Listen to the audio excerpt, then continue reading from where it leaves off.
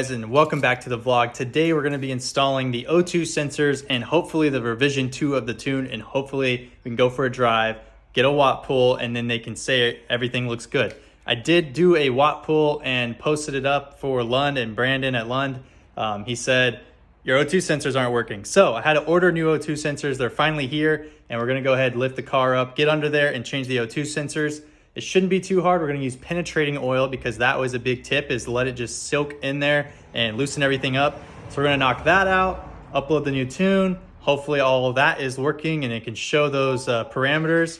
And then from there, we can do our first pull, and then Brandon can give us a check on Monday and say everything's looking good. So I'm going to go ahead and get started. And we started up. It has the check engine light, which is probably related to the O2 sensor. So we're going to go ahead, read the code and see what it says. Oh, we got all of these again.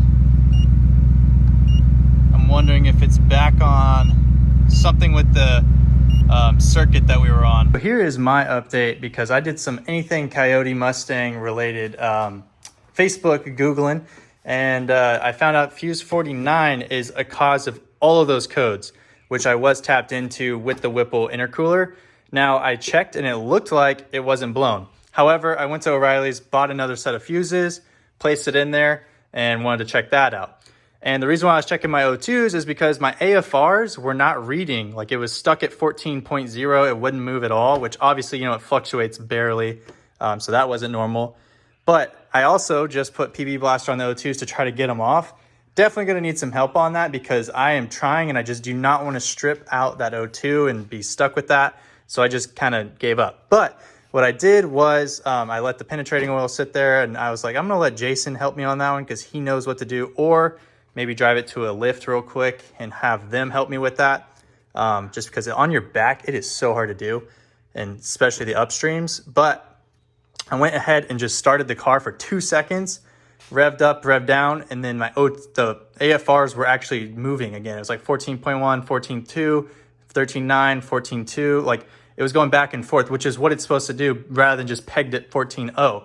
So what I kind of want to do is just see if the check engine light, I'm going to back it up, let it idle, see if the check engine light comes out. If so, there's something wrong with that fuse, something's pulling power, or it could have been just from how we wired it originally and it's just funky. Plus there was some like bare wires here on these VCT solenoids, so I taped those up with some electrical tape. And then this one was also kind of rubbing raw. Just got to dial it in. This is what happens when you do big mods like this and you're doing it yourself. You got to help dial it in, and we're going to be doing that. So we're learning everything along the way. I totally gave up on the O2s, but I think I fixed it because it might have been electrical anyways, because I was like, my O2s were just working a few weeks ago, so I don't know why it would just swap over now.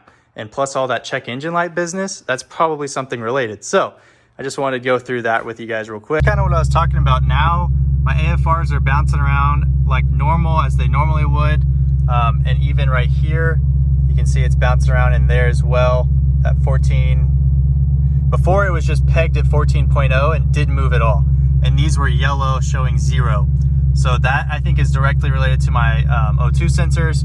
So I haven't changed my O2 sensors again. Like I said, I kind of was a weakie and just did not go for it. And I was going to wait for Jason, but it looks like that fuse 49 might have been the issue. Thank you, Facebook forum of Anything Coyote Mustang. Just looked it up on there. But I'm going to let it idle right now, see if the check engine light pops, make sure that these are still working. Because my mindset was these things were working a few weeks ago. There's no reason why my O2 sensor would just all of a sudden stop working once I installed a supercharger. I know they're old and it's good to have some on tap, so I'll probably just end up keeping the parts I ordered. So it looks like that did fix it with the fuse 49. It didn't look like the fuse was actually blown at all. It maybe had a little bit of charring at the bottom, but that was pretty much it. So I just replaced it anyway. So I was like, I don't care. It's $4 for a pack. I'm gonna switch them out. I did it, and it seems like that's working. So maybe just something the way it was wired before fried it a little bit, or put it on edge to where it didn't actually blow and snap in half like a normal fuse. So I don't know. Hopefully this works.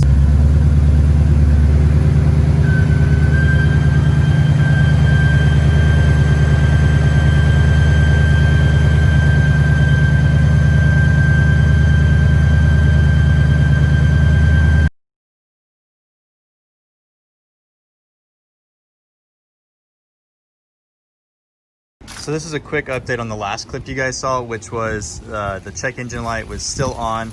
Well, what I did was I replaced fuse 49, and right now I just drove all the way to Roseville, which is about 45 minutes away, an hour away-ish. And cruising on the freeway, no check engine light came on. I didn't do any pulls, so maybe a pull is what's triggering it.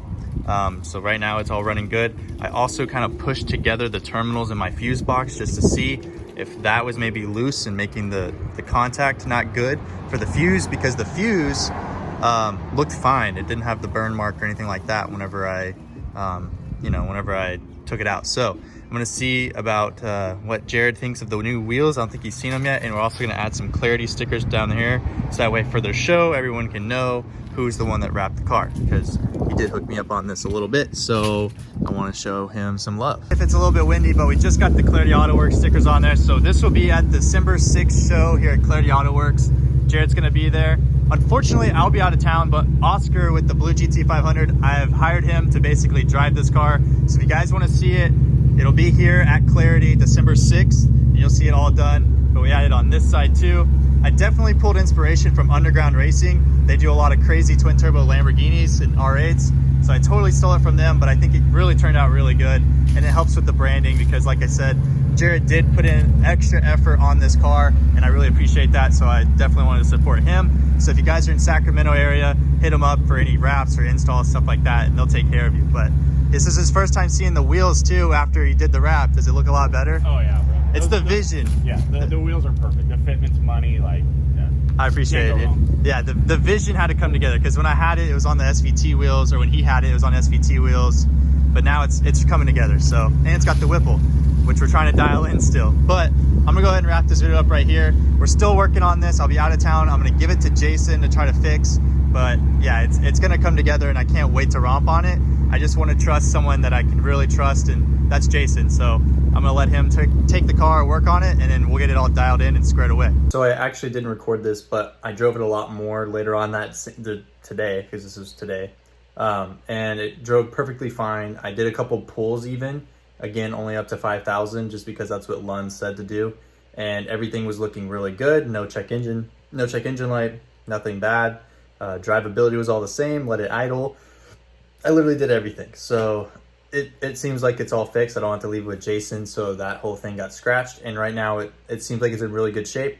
I guess pushing together the terminal or the connection in this fuse box was all it took. Again, Oscar's gonna have the car, so at least it's running good for him. And he'll keep me updated if anything happens while I'm out. But right now it's all looking good. Plus he doesn't really romp on cars anyways. He doesn't even romp on his Whipple GT500, so I'm not too worried about that.